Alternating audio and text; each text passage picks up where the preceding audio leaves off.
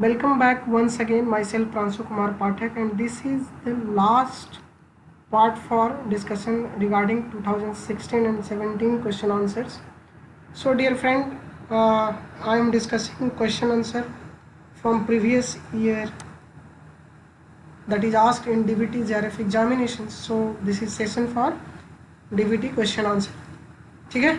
So, I have covered 8 lectures till time, and now I come up with the part 9, and this is the last for 2016 and 17 question answer series. Okay, so अगर मुझे और कुछ important लगा इन meanwhile तो उस पर भी हम आपको वीडियोस देंगे. तो तब तक के लिए आप इतना जो भी मैंने किया है, जितनी भी सेशंस मैंने बना के आपको दिया है, इनको आप कवरअप करो और अच्छे से कवरअप करो. हर छोटी छोटी चीज़ों को बारीक से देखो और कोशिश करो कि अपने साथ जितना टाइम दे सको, ठीक है, उतना ही ज़्यादा आपके लिए इंपॉर्टेंट होगा. ठीक है, आपको कोई गाइड नहीं कर सकता है. हम लोग जितने भी हमारे ग्रुप में जितने भी लोग JRF निकाले हैं, आई थिंक मैक्सिमम लोगों ने सेल्फ स्टडी की है और हम लोग आपके लिए तैयार हैं. जितने भी हमारे ग्रुप में बच्चे हैं जो भी, वो आपको हेल्प करने के लिए रेडी हैं. बट आपको क्या करना है, आपको अच्छे से बस फोकस करना है. ठीक है, हम लोगों ने अक्सर कोशिश किया है आपको एक अच्छा इन्वायरमेंट देने का, आगे भी कोशिश करते रहेंगे. ठीक है, तो लेट्स स्टार्ट. चलिए. So dear friend, in this question क्या कह रहा है, ध्यान से देखो. Stoichiometric matrix is the metabolic pathway are used in, metabolic pathway में हमेशा हम लोग फ्लक्स बैलेंस एनालिसिस करते हैं कि देखो से फ्लेवोनॉइड बायोसिंथेसिस है. ठीक है, तो फ्लेवोनॉइड बायोसिंथेसिस में लिग्निन भी बनता है और एंथोसाइनिन भी बनता है. ठीक है, तो एंथोसाइनिन जब बनता है तो लिग्निन बायोसिंथेसिस का फ्लक्स रुक जाता है, और जब आपका लिग्निन बायोसिंथेसिस होता है तो एंथोसाइनिन का बनना बंद हो जाता है. तो फ्लक्स की जो अप्स एंड डाउन रेगुलेशन होता है, that is controlled by flux analysis, balance analysis. Okay, so this is very important and we are working on pathway, so these things are really very interesting for me actually. Okay, the main difference between domain and motif is, number 1, क्या domain can remain stable independent of the rest of the protein while motif cannot. domain क्या होता है, stable होता है, independent होता है, और वो क्या हो सकता है, वो इंडिपेंडेंट है rest of the protein, while motive can not be.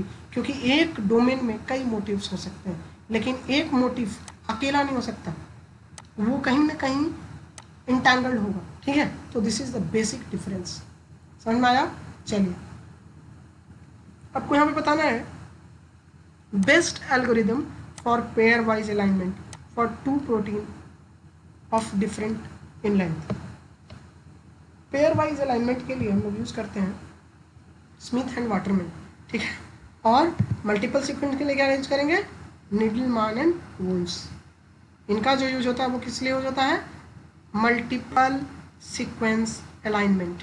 And pair wise alignment के लिए क्या होता है, स्मिथ एंड वाटरमैन. ये आप आराम से सही से याद रखिएगा. ठीक है, चलिए आगे बढ़ते हैं. यहाँ पे कुछ पढ़ते हैं क्वेश्चंस क्या कहता है. ठीक है, यहाँ पे थोड़ा सा क्वेश्चन क्या हुआ है, गायब हो गया है, तो थोड़ा सा वेट करना पड़ेगा. ठीक है, इसको थोड़ा सा मुझे नीचे करना पड़ेगा, थोड़ा ऊपर चला गया था. ठीक है, चलिए सॉरी फॉर द इनकन्वीनियंस. ठीक है, चलिए. Future of the following is not structure or structurally derived database. Structurally derived database इसमें से कौन नहीं है, PDB भैया स्ट्रक्चर को डिराइव कर सकता है. Scope and cath, these all are for structural derived database, but ProCite is used for protein domain search. Okay, so which of the following is true है, तो इसका आंसर क्या हो गया, ProCite. ठीक है, which of the following is true in a threading approach for prediction of protein structure, the optimization is used for. threading किस लिए करते हैं, alignment of sequence to a structure while minimize the energy of the target sequence to the template fold. threading is again very important. जब homology search करते हैं, homology जब नहीं मिलता है तो एक अदर ऑप्शन है, क्रिस्टलोग्राफर्स लोग अक्सर करते हैं, वो क्या करते हैं, थ्रेडिंग अप्रोच यूज करते हैं ताकि प्रोटीन को अलाइनमेंट करके पता कर सकें कि वो कैसे कैसे फोल्ड हो रहा है. ठीक है, नेक्स्ट है the statistical significant of blast hit is often using. ये जो होता है भैया, ये यूज होता है आपका एक्सट्रीम वैल्यू डिस्ट्रीब्यूशन के थ्रू, ठीक है।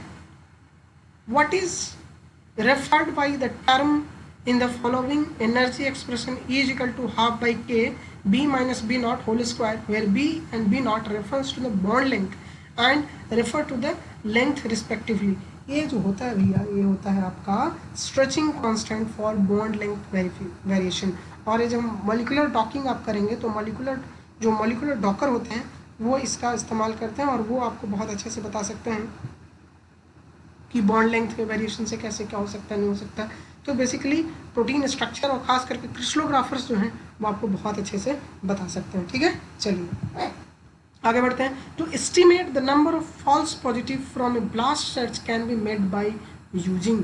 जब आपको फॉल्स सर्च करना हो तो ई वैल्यू आप देखेंगे, ई वैल्यू के बेसिस पर आप ब्लास्ट को फॉल्स नेगेटिव और मतलब फॉल्स नेगेटिव और फॉल्स पॉजिटिव से आप इससे बाहर आ सकते हैं। तो ई वैल्यू स्कोर आप कैसे पता करते हैं, आप हमें कमेंट बॉक्स में लिख के बताएं।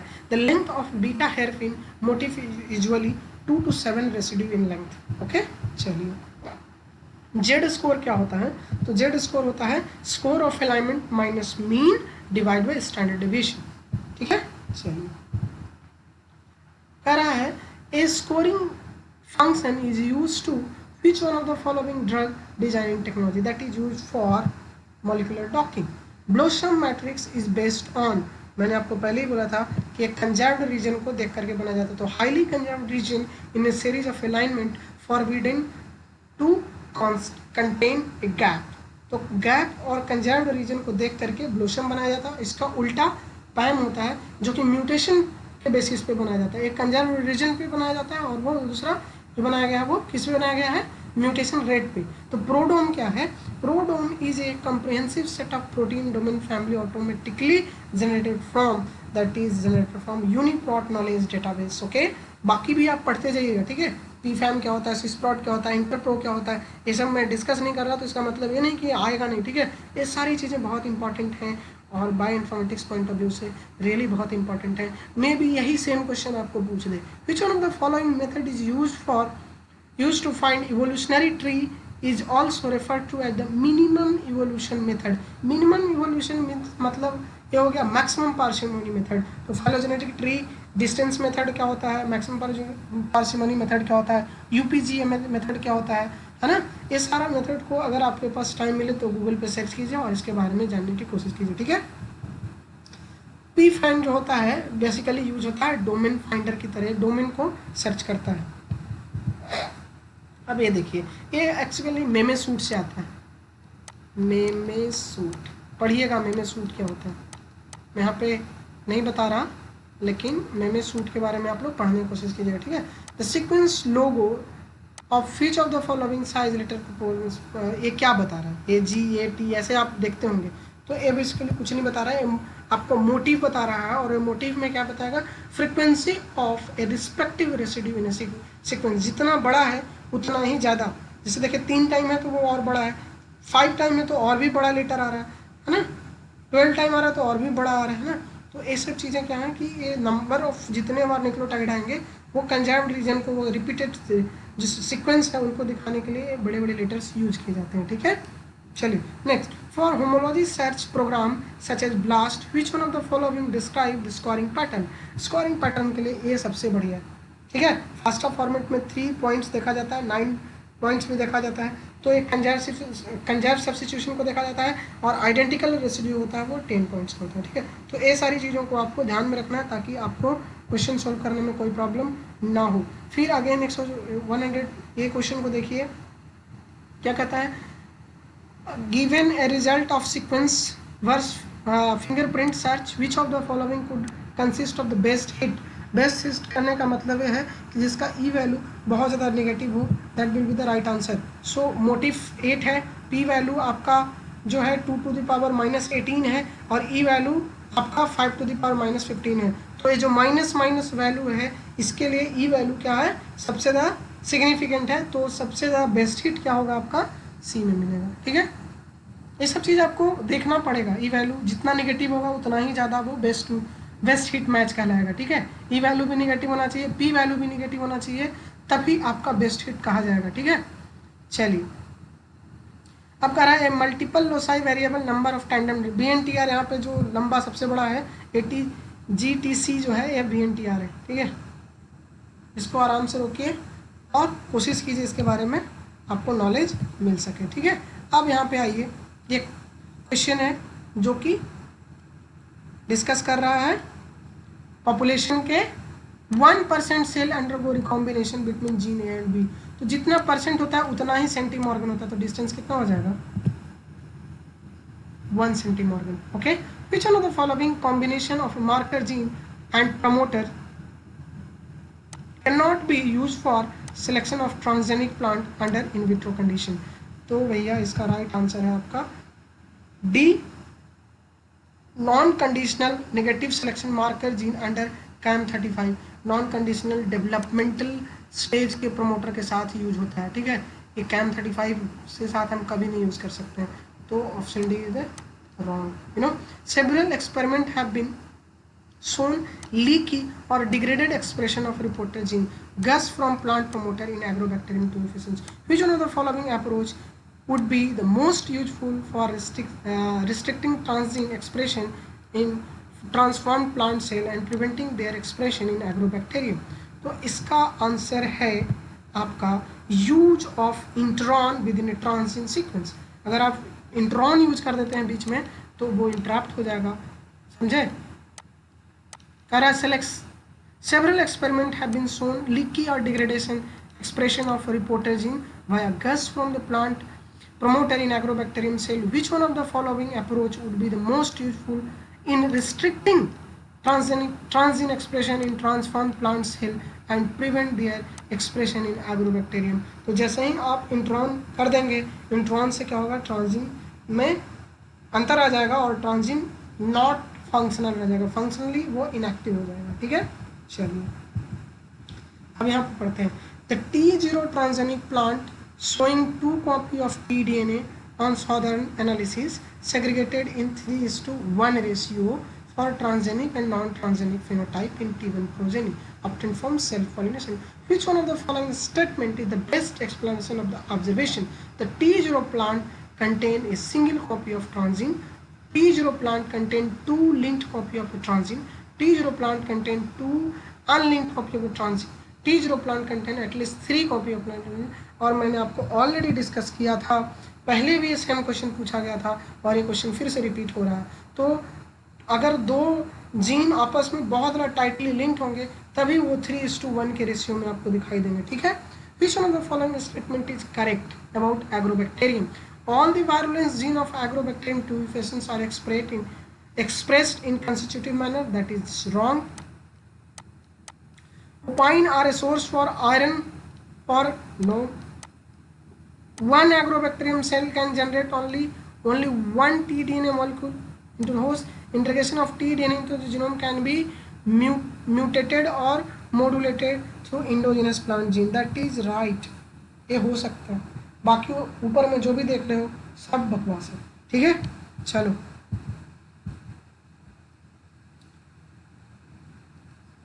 पढ़िए। Which one of the following statement relate transgene silencing in plant? Transgene silencing बहुत इंपॉर्टेंट फिनोमेना है, इस पर मैं आपको वीडियो दूंगा आने वाले लेक्चर में।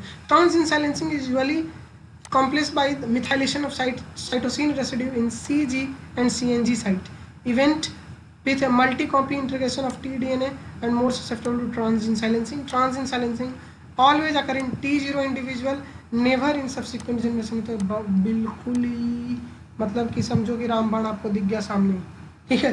तो ऐसे अगर आपको मिल जाए तो ऐसे क्वेश्चन आप डायरेक्टली करके आना, कभी छोड़ के मत आना, क्योंकि मान लिया जाए नेवर एवर ऐसे आ जाए और आपको लगे कि भैया ये गलत हो सकता है तो वो क्वेश्चन आप अटेम्प्ट करने की कोशिश कीजिएगा, बट हाँ तैयार रहिएगा, नेगेटिव नहीं करना, ठीक है। 2 independent transgenic plant, one of with a single copy of gene A and another with a single copy of gene B expressed under same seed specific promoter। यहाँ पे promoter कौन सा यूज किया गया है, seed specific promoter। In a transgenic plant, seed formation on self pollination was similar to that of untransformed plants. When homozygous plant with gene A male parent were crossed with the homozygous plant of B, female find viable seeds formation did not occur although pollen produced was normal. What could be the possible reason is observed. इसका मतलब ये है कि interaction between product of gene A and B is lethal to male gametophyte. ए सही है? नहीं, तो क्या है? Interaction between product of gene A and B is lethal to zygote. अगर क्योंकि पोलन तो बन रहा है ना, वाइबल पोलन बन रहा है. ए ऑप्शन तब गलत हो जाता जब मेल गैमेटोफाइट तब पोलन ग्रेन ही नहीं बनता. कह रहा है क्या? Viable seed formation did not अगर pollen produce was normal. Pollen produce वाला वो नॉर्मल है तो मेल गैमेटोफाइट तो सही है, मगर लीथल हो रहा है वो जाइगोट के लिए. इसीलिए क्या हो रहा है कि नया इंडिविजुअल नहीं बन पा रहा है, वाइबल सीड आपको नहीं मिलेगा, उससे नया जनरेशन नहीं जा सकता. ठीक है, चलिए अब इसको आराम से पढ़िए, धीरे धीरे पढ़िए ताकि आपको समझ में आए. कोशिश कीजिए, हम लोग इसको देखेंगे. ठीक है, चलिए तो क्या कहता है थोड़ा पढ़ते हैं. The range of transformation frequency obtained in independent transformation experiment using 4 different constructs with different combination of promoter and selection marker gene is given below. जब CAM35 के साथ यूज करते हैं तो ट्रांसफॉर्मेशन इफिशिएंसी 20 to 35% है मैक्सिमम. जब कर रहे हैं तो ये 35 के साथ NPT2 का कर रहे हैं. तो in absence of any other factor which of the following statement is not acceptable as a logical conclusion based on the above data. तो right answer is C. Production of herbicide resistant plant at high frequency can be achieve with lower expression level of transgene. ऐसा नहीं हो सकता ना. अगर आप herbicide resistant plant की high frequency आप अचीव करना चाहते हो तो उसके लिए आपको उतना ही ज़्यादा ट्रांजीन को भी एक्सप्रेस करना पड़ेगा. ऐसा संभव नहीं है कि आप रेजिस्टेंट जीन को कम एक्सप्रेस करो और सोचो कि ट्रांजीन का एक्सप्रेशन ज़्यादा हो. ऐसा नहीं है. ठीक है, हर्बिसाइड रेजिस्टेंट प्लांट एक गलत ऑप्शन है. ठीक है, ऐसे भी ये सारी चीज़ें हो जाएंगी अगर आप धीरे धीरे देखोगे तो. ठीक है, चलिए. Callus mediated regeneration is not preferred in micro propagation because. इसका एक ही रीज़न है कि it leads to generation of variation. Callus mediated regeneration is not preferred. Micro propagation में कैलस हम लोग नहीं यूज करते हैं. क्यों? क्योंकि ये क्या करता है, हर जनरेशन के बाद कुछ ना कुछ वेरिएशन होता है जिसे हम कहते हैं somaclonal variation. Clonal variation. ठीक है, चलिए. फिर in transgenic plant the phenomenon of cross separation is due to. Cross separation बहुत इंपॉर्टेंट है. ये तब होता है जब similarity between the transgene and endogenous gene sequence. जब क्रॉस सेपरेशन तब होगा जब आपका ट्रांसजीन है और इंडोजिनस में कुछ सिमिलरिटी मिले, दोनों एक जैसा दिखेगा तो प्लांट कंफ्यूज हो जाएगा और क्रॉस सेपरेशन की फिनोमेना आपको देखने को मिल सकती है. In inbred lines the gene and genotypic frequency are maintained by growing them in isolation through. अगर आपको इसका आंसर हो जाएगा रैंडम मेटिंग विदाउट सिलेक्शन, है ना. इनब्रीड लाइन बनाना है, gene and genotypic frequency maintained by growing them and isolation from them. तो random mating कराइए विदाउट सिलेक्शन. आप देखिए तो आपको इनब्रीड लाइन्स दिखेगा. ठीक है, अब नेक्स्ट है homozygous plant from biparental mating for development of mapping population can be obtained short interval of time, that is by the development of haploid plant production, that is DH. haploid plant production बहुत जल्दी बनाया जा सकता है. ठीक है, which one of the following is not required for QTL analysis associated mapping, that is genetic linkage का वहाँ पे कोई मतलब नहीं, तो जेनेटिक मैप का कोई मतलब नहीं है QTL एनालिसिस में. ठीक है, आपका which one of the following hormone promote the production of seedless grape, that is GA3.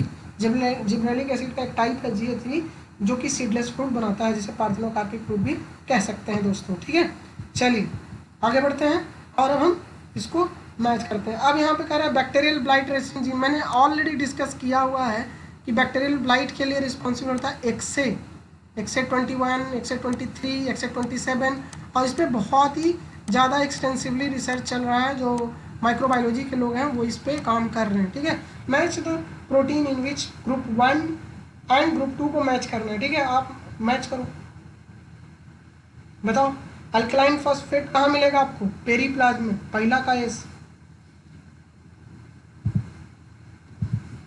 यहीं से क्लियर हो गया, ठीक है। दूसरा का क्या है, F0 F1 पार्टिकल जो है कहाँ मिलता है, इनर मेम्ब्रेन पे, ठीक है। 3 का अल्कोहल डिहाइड्रोजनेज कहाँ मिलेगा, साइटोप्लाज्म में। पेक्टिनेज कहाँ मिलेगा, एक्स्ट्रा सेलुलर एनवायरनमेंट में, ठीक है। Application of herbicide phosphinothricin result in the death of plant due to accumulation of ammonia, ठीक है। चलिए, Which of the following is not a feature of agrobacterium vir E? vir E क्या नहीं करता है, तो ऐसे तो vir रेगुलेंट पूरा पढ़ लीजिए, vir A B C D जितने भी हैं उनके बारे में पढ़िए। G क्या काम करता है, E क्या काम करता है, तो E का क्या काम है, it's synthesis is induced by vir G, चलो ये तो सही है, vir G से सिंथेसाइज होता है। फिर है it contain nuclear localization signal, बिल्कुल सही है। It protect TDNA from being destroyed by plant defence mechanism, obviously vir E क्या करता है, प्रोटेक्टेंट की तरह काम करता है। वीर E1 एंड E2 दो होता है, अभी जब मैं पूरा पढ़ाऊंगा तब आपको पता चलेगा, वीर E1 एंड E2, ठीक है।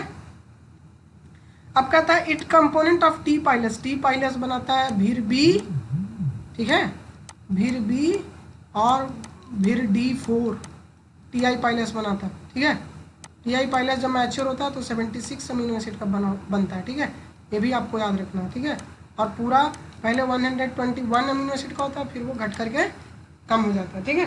तो इसमें जो टीआई पाइलस वीर ई नहीं बनाता, वीर बी और D4 बनाता है, इसलिए क्वेश्चन यहाँ पे गलत हो गया, ठीक है। Transgenic potato with high amylose, है ना, अमाइलोज कब होगा, जब आप स्टार्च की ब्रांचिंग को रोक दोगे, तो separation of starch branching enzyme lead to the high amylose starch where often. चलिए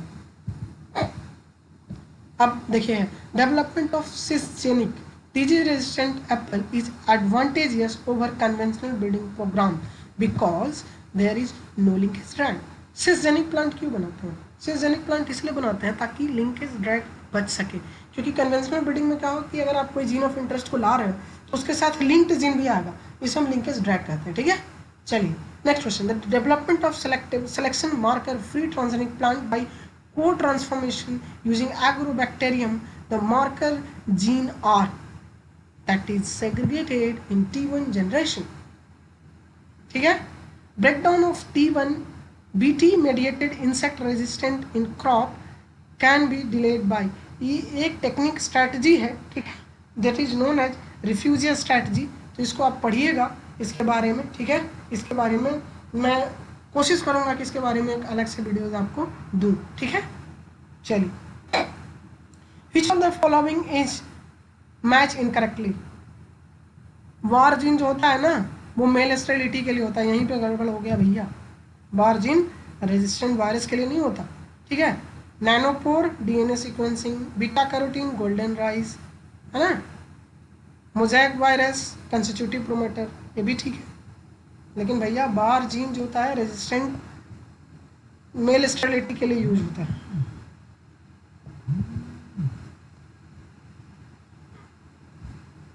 ठीक है, चलिए अब which one of the following would produce androgenic haploid in anthraculture, तो which one of the following would produce androgenic haploid in anthraculture, that is called as young microspore, male sterility in plant induced by expression of TA29 tapetum 29, है ना, इसका नाम ही है, तो कहाँ जाएगा भैया, tapetum, ठीक है।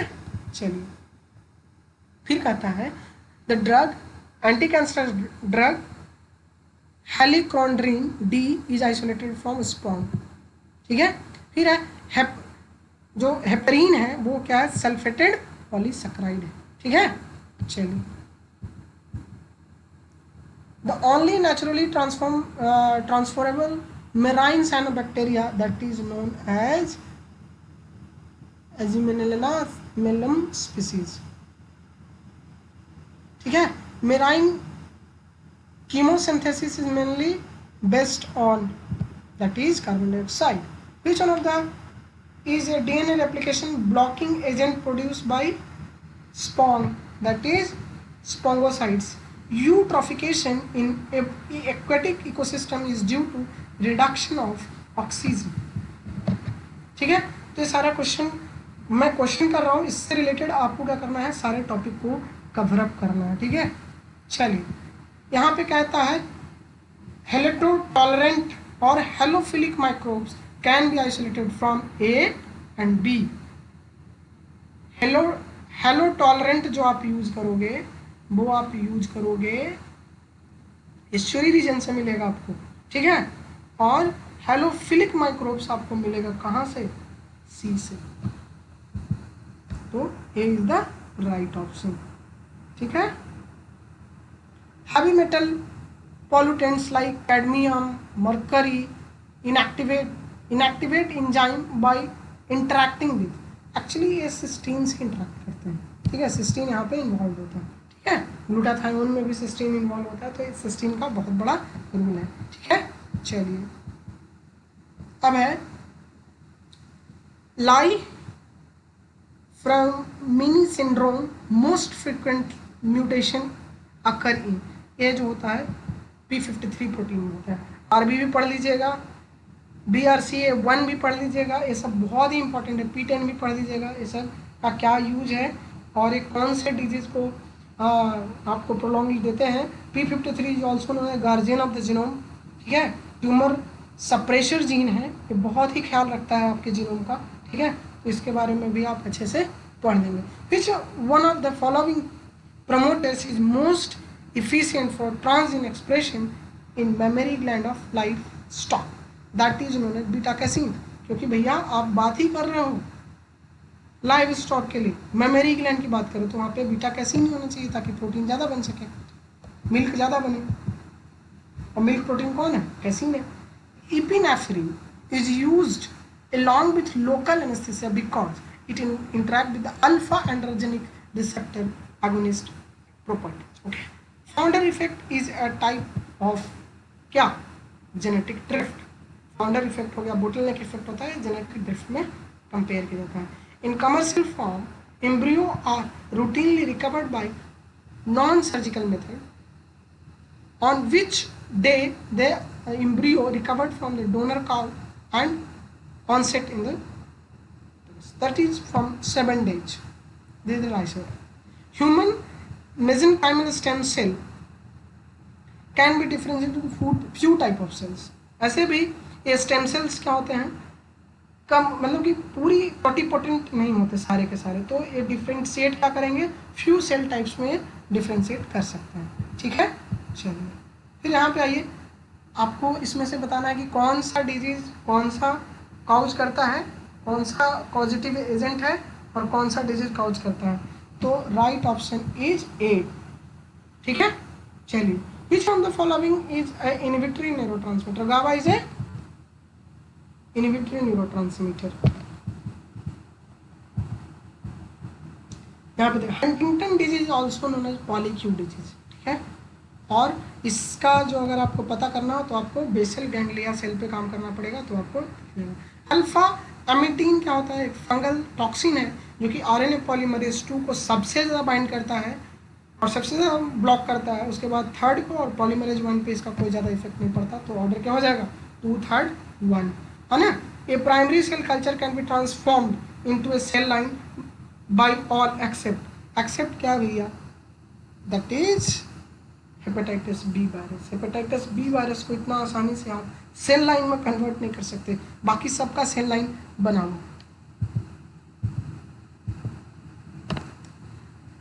Assessment of extend of DNA double standard break in a cultured human cell followed by exposure of ionization radiation can be done by quantitation of phosphorylated histone H2A.X is the right option. ठीक है, इसके बारे में आप पढ़िएगा तब समझ में आएगा। ठीक है, there are report of more than 100 mutations at different site of factor 9 that manifest haemophilia B. This is an example of, यह एक एग्जाम्पल है जाकर के एलिलिक हेट्रोजेनेसिटी का, ठीक है, इसके बारे में भी पढ़िए, ठीक है, ये भी बहुत इंपॉर्टेंट है। और इस सारे के बारे में पढ़िए, जितनी भी हेट्रोजेनिटी है दिया हुआ, ये सारे इंपॉर्टेंट हैं, ठीक है।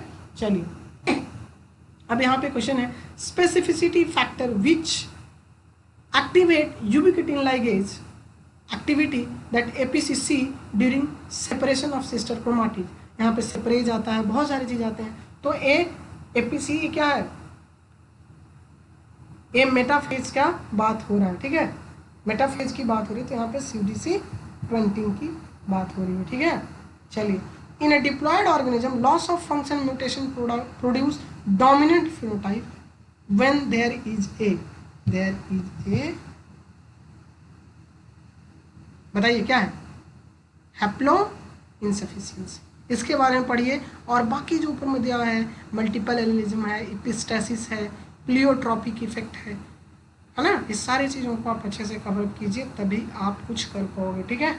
मेंडल डाइहाइब्रिड क्रॉस एक्सपेरिमेंट है ना, if two selected trait were same chromosome linked, जब लिंक्ड हो जाएगा तो रेशियो आपको मोनोहाइब्रिड वाला ही मिलेगा, दैट इज 1:2:1, वो 9:3:3:1 नहीं मिलेगा, ठीक है। तो इसको भी आपको ध्यान से आप अच्छे से बैठ के करके देखो तो समझ में आ जाएगा। हंटिंगटन डिजीज कॉज्ड बाय, यह ट्राइन्यूक्लियोटाइड रिपीट्स जो होता है ना, वो एक्सपैंड कर जाता है, दैट इज पॉलीक्यू, मैंने पहले ही बताया है, हंटिंगटन डिजीज क्या होता है, पॉलीक्यू डिजीज है ना, ट्राइन्यूक्लियोटाइड का होता है तो बढ़ जाते हैं, इनकी संख्या बढ़ जाती है। पॉलीक्यू डिजीज क्या है, आप कमेंट बॉक्स में लिख दीजिए, ठीक है। पॉलीक्यू डिजीज आपको अच्छे से पढ़ना है, इसलिए मैंने आपको ब्लैंक पेज पे लिख करके रखा है इसके, ठीक है। चलिए एक और बहुत ही इंपॉर्टेंट क्वेश्चन है, इसको हम देखते हैं और इसको कोशिश करेंगे सोल्व करने का, ठीक है। अब ध्यान से देखो कि following pedigrees show the inheritance of rare human disease, what is the most likely mode of inheritance of disease trait and probability between 2 और 3, मतलब इसके बीच की प्रोबेबिलिटी पूछ रहा, ठीक है, ठीक है, देखते हैं। तो इसके और इसके बीच की प्रोबेबिलिटी जो है, इसके बीच की प्रोबेबिलिटी जो है, आप ध्यान से देखो तो ये क्या है, ये एक ऑटोजोमल रिसेसिव डिजीज है कि डोमिनेंट डिजीज है, बताइए। डोमिनेंट डिजीज है क्योंकि ये जनरेशन स्किप नहीं हो रहा है इसमें, ठीक है।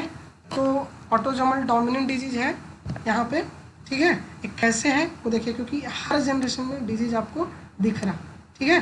तो ऑटोजोमल है और इसके बीच में लिंक कितना कर रहा है, 0.25, तो यहाँ पे अब कितना हो गया, ये हो गया आपका ये, ठीक है। अब है माइक्रोस्पोरिक इवोल्यूशन ऑफ, तो यहाँ पे आंसर क्या हो गया, ऑटोजोमल डोमिनेंट, और प्रोबेबिलिटी कितनी हो गई, 1/4, ठीक है। अब है microscopic evolution of post mortem brain exhibit hyperchromatic area when stand with GFAP, this suggest, ये आपको सजेस्ट करता है कि एस्ट्रोसाइट्स हैं, ठीक है।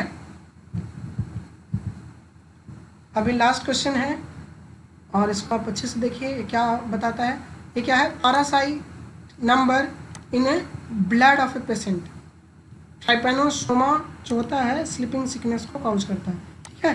तो इस तरह से एक डेज है और ये नंबर्स हैं, ठीक है, पैरासाइट नंबर्स, ठीक है।